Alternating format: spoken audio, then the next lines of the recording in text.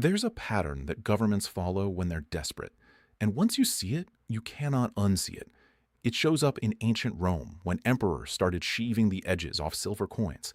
It shows up in Weimar Germany when the printing presses ran day and night. And it showed up in the United States in the 1930s in one of the most brazen acts of financial theft ever committed against the American people, an act that most people have either forgotten or were never taught about in school. What happened in 1933 and 1934 is not ancient history. It is a blueprint.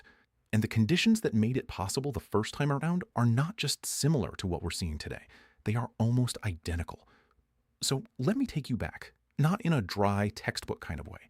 I want you to feel what it was like to be an ordinary American during that era, because the emotional reality of what happened is what makes the modern parallel so chilling. It's the spring of 1933. The country is in absolute free fall. Banks are closing their doors overnight. People are standing outside with handwritten signs begging for work. Unemployment isn't just high, it has eaten through the fabric of entire communities. You wake up one morning, you turn on your radio, and you hear that the President of the United States has just signed an executive order, Executive Order 6102. And this order says something that if you told someone it could happen in America, they would have laughed at you before that morning. This order says that you, a private American citizen, are required by law to hand over your gold coins, your gold bars, your gold certificates, all of it. You must bring it to a Federal Reserve Bank by May 1st. If you refuse, you face a fine of $10,000, which in today's terms would be well over $200,000, and up to 10 years in federal prison for owning gold in America. The government called it hoarding. They dressed it up in the language of patriotism and emergency. They said the country needed your gold to stabilize the financial system. They said it was temporary. They said it was for the greater good. And so most Americans, terrified of the penalties and trusting their government in a time of crisis, did what they were told.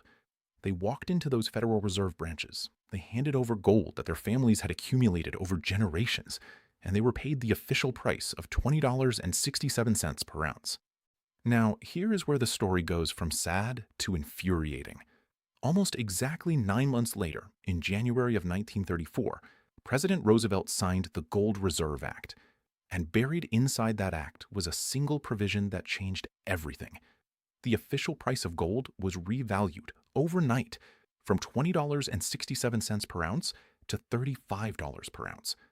The government had just conjured up a 70% profit on gold that they had forced American citizens to surrender at the lower price. In one stroke of a pen, the federal government had engineered the largest legal wealth transfer in American history. The people who trusted their government, who followed the law, who handed over their gold, they were the ones who got wiped out. And the government, sitting on that mountain of confiscated gold, collected the windfall. Let that sink in for a moment. You turn in your gold at $20. 9 months later, the government reprices it at $35. You don't get the difference. You just get poorer. The government just gets richer. And the entire operation was dressed up as a national emergency measure. Now, why am I telling you this story today? Because I want you to look at the world around you right now. The headlines, the debt levels, the currency games, the geopolitical shifts, and tell me with a straight face that the conditions for a repeat are not lining up. Let's talk about what actually drove the 1933 confiscation, because it wasn't just about the Depression. The Depression was the cover story. The real driver was that the United States government had painted itself into a financial corner. They had made promises, obligations, that they could not keep while gold constrained how much money they could print. Gold was the thing standing in the way of the government's ability to inflate its way out of debt. So they removed it, they seized it, they repriced it, and then they used the newly inflated dollar supply to paper over their liabilities. Now let's look at today. The United States is carrying a level of national debt that would have been considered science fiction not long ago. We are talking about a number so large that if you spent $1 million a day, every single day, it would take you thousands of years to count through it. The interest payments alone on that debt now consume a greater portion of the federal budget than what is spent on national defense. We are in a debt spiral, And the only historical tools that governments have ever used to escape a debt spiral are inflate the currency, restructure the debt, or find a way to dramatically increase the value of their balance sheet assets. And what is the single largest hard asset on the United States government's balance sheet? Gold, sitting at Fort Knox and other depositories, officially carried on the books at a price that hasn't been meaningfully updated in decades. You heard me correctly. The United States government still officially values its gold reserves at a price per ounce that is completely disconnected from the market price of gold today. The gap between the official book value and the current market price represents a staggering amount of latent financial ammunition, wealth that the government could theoretically conjure into existence simply by revaluing the price of gold upward. Sound familiar? It should, because that is exactly what happened in 1934. Now, before I go any further, if you're watching this and you're thinking about your own retirement savings and wondering how people are actually protecting themselves right now, I put together a free guide on exactly that. It's in the description below. Thousands of American retirees have used these strategies to quietly shield their hard-earned wealth from what's coming. I'll come back to this later, but go check it out when you're done here. Back to the blueprint. Let's talk about the geopolitical dimension, because this is what gives the modern parallel its real teeth. In 1933, the threat to the dollar was internal. It was domestic banks failing, Americans hoarding gold, a system about to collapse from within. Today, the threat to the dollar is both internal and external, and the external threat is the one that most mainstream financial commentators are still not taking seriously enough. The BRICS nations, Brazil, Russia, India, China, South Africa, and the growing list of countries that have joined or are seeking membership, have been engaged in a slow, methodical, and accelerating effort to reduce their dependence on the US dollar. This isn't conspiracy theory. This is being stated plainly by finance ministers and central bank governors in official communiques. Countries that once held their reserves primarily in US treasuries are diversifying. And what are they diversifying into? Gold. Central banks around the world have been buying gold at a pace that has broken record after record. Not quietly, not accidentally, systematically, deliberately. These are the institutions that have the most sophisticated economic intelligence operations on the planet. When the institution that manages Russia's reserves is buying gold, when the People's Bank of China is buying gold, when the Reserve Bank of India is buying gold, all simultaneously, all aggressively, you have to ask yourself a very serious question. What do they know that the average American retiree does not? What they know is that the dollar's reserve currency status is not a permanent condition of the universe. It is a historical arrangement, and historical arrangements end. The British pound was the world's reserve currency before the dollar, the Dutch guilder before that. Every reserve currency in history has eventually been displaced. Not always suddenly, sometimes slowly, sometimes in a way that takes decades to fully play out. But the direction of travel, once it begins, is unmistakable. And the direction of travel for the US dollar right now, being abandoned by central banks, being replaced in bilateral trade deals, being actively circumvented by new payment systems, is not upward. Here is the critical point. Every time a reserve currency has been displaced or weakened historically, the people who held their savings in that currency got hurt. And the people who held real assets, land, commodities, and above all gold, preserved their wealth across the transition. This is not speculation. This is the historical record, repeated across centuries and continents. The Roman citizen who held debased copper coins was destroyed. The one who held gold survived the fall. Now let's talk about what a modern version of the 1934 playbook might actually look like, because it wouldn't necessarily come in the form of men in suits knocking on your door. The government has far more sophisticated tools available today. Think about what a gold revaluation could accomplish from a purely accounting perspective. If the United States government officially repriced its gold holdings to reflect the actual market value, it would instantly create hundreds of billions of dollars of new balance sheet capacity. That doesn't require seizing anyone's gold, at least not in the first stage. It's a bookkeeping move, a stroke of a pen, just like 1934. But here's what follows a revaluation. Here's the second act of the play that most people never think about. Once you establish that the government has the power and the willingness to reprice gold, to use its control over monetary policy and currency value to manipulate the real purchasing power of private savings, you've opened a door that doesn't close easily. The citizens who saw gold as a store of value as a hedge against exactly this kind of government financial engineering, suddenly become a problem. Because if gold is being repriced upward while private citizens hold it, then private citizens are capturing the benefit of that revaluation. And historically, governments in fiscal distress don't like watching private citizens capture benefits that could flow to the state instead. Think about the sequence in the 1930s one more time. First came the crisis, then came the executive order, then came the confiscation at the artificially low price, then came the revaluation at the higher price. The government captured the spread. The private citizens were left holding paper dollars that were worth less in real terms than the gold they had surrendered. Could the modern version be more subtle? Absolutely. A capital gains tax specifically targeting precious metals profits. Reporting requirements so onerous that holding physical gold becomes impractical. Legislation that makes gold-backed retirement accounts suddenly non-compliant. There are a dozen ways a modern government could effectively accomplish the same wealth transfer without the theatrical spectacle of door-to-door confiscation. And every single one of them requires that you be holding your gold in a form that the government can see, track, and access. Which brings us to a critical distinction about how you hold your precious metals exposure. And this is exactly why the most sophisticated investors aren't just buying gold. They're thinking about where and how they hold it.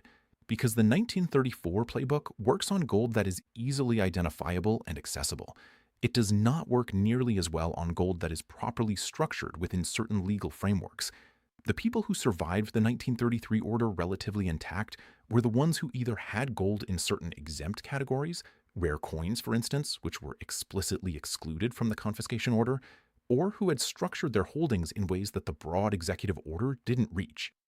Now let's talk about the institutional picture, because what the big money is doing right now is the most important tell in this entire story. We've talked about central banks, but let's go deeper. The COMEX, the primary exchange where gold futures contracts are traded, has been under an unusual and mounting strain. The ratio of paper gold contracts to actual deliverable physical gold has been running at levels that raise serious structural questions about the integrity of the market. For every ounce of actual gold sitting in COMEX registered vaults, there are many multiples of that in outstanding contracts that theoretically represent claims on that same gold. This is not a secret, it's in the public data, and the implication is profound. The price of gold that you see quoted on your screen every day is being determined primarily by the trading of paper contracts, not by the exchange of physical metal. The tail is wagging the dog. What happens when that changes? What happens when a critical mass of contract holders demands delivery? What happens when the gap between the paper price and the price of actual physical gold in your hand becomes impossible to maintain? The answer, historically, is a violent repricing upward. The paper price catches up to the physical reality. And in that moment, the people who are holding physical gold or properly structured gold-backed assets see their positions revalued dramatically upward, while the people who thought they owned gold through ETFs or futures contracts discover that what they actually owned was a promise, and promises can be broken, renegotiated, settled in cash, or restructured away. Here's something that almost nobody is talking about. The London Bullion Market Association, the LBMA, which governs the most important over-the-counter gold trading market in the world, operates on a system that is far less transparent than most investors realize.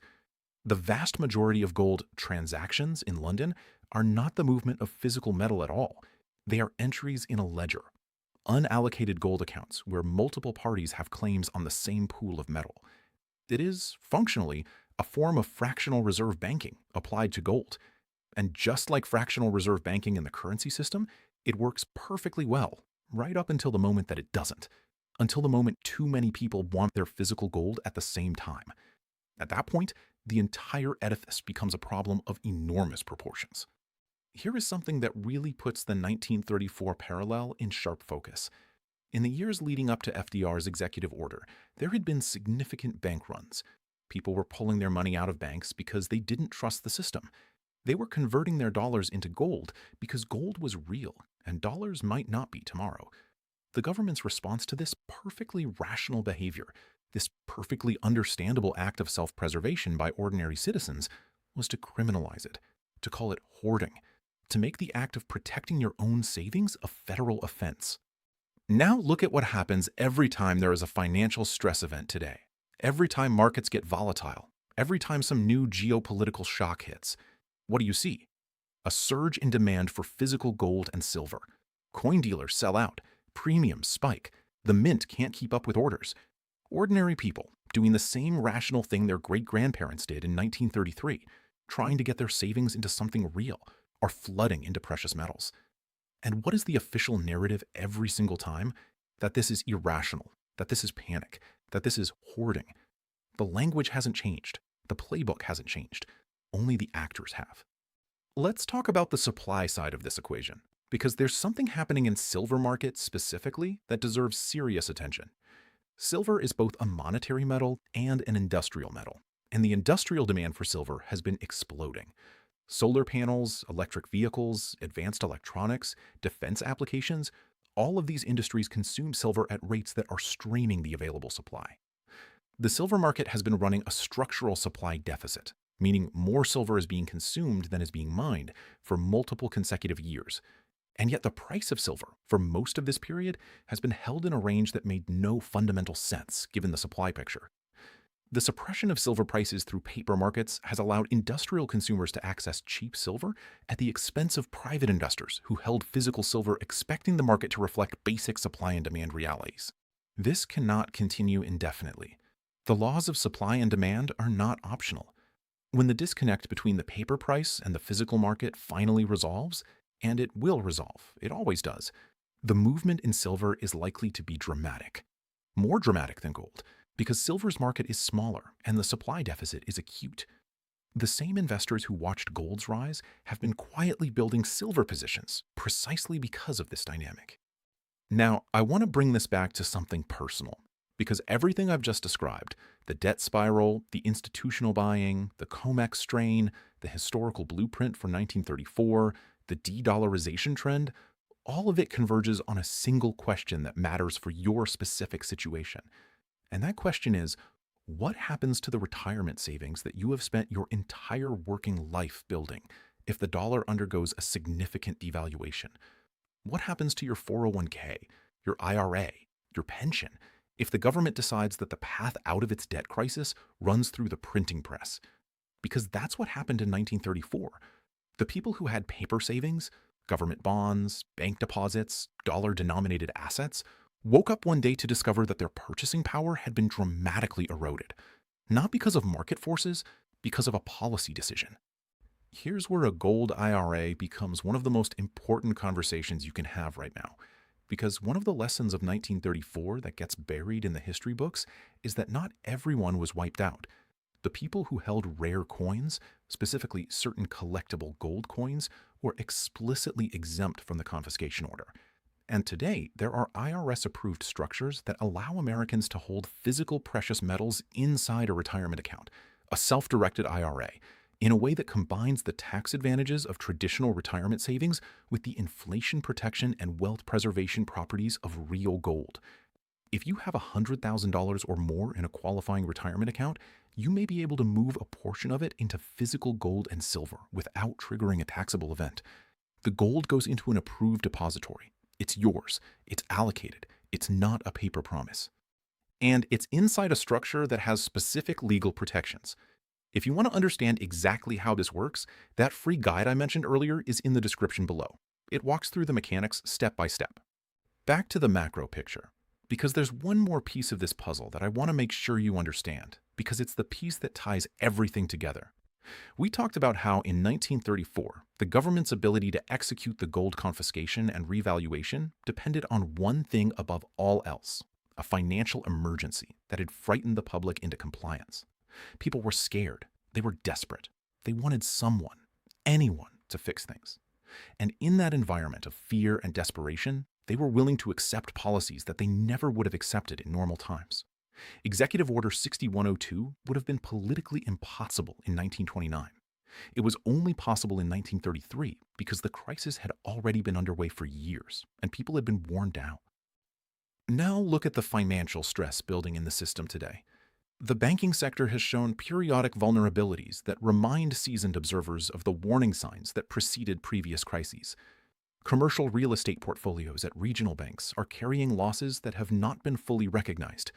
The derivatives markets, the complex financial instruments that large institutions use to hedge their exposures, are running at notional levels that dwarf anything that existed before the 2008 financial crisis.